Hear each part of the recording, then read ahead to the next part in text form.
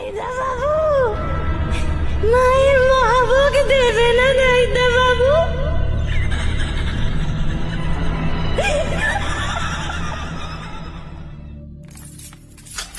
নিজের বাড়ি তালা খুলে নিঃশব্দে প্রবেশ করে অতীন এবং ঢুকে ভীম আতঙ্কে স্তব্ধ হয়ে যান। কে এই পিশাচি?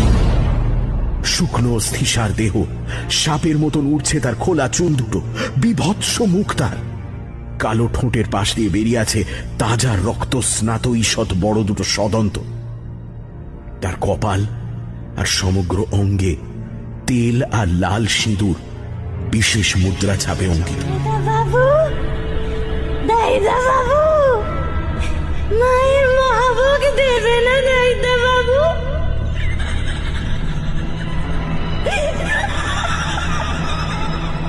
হঠাৎ এক কালো ঝড় পিশাচিকে আচ্ছন্ন করে।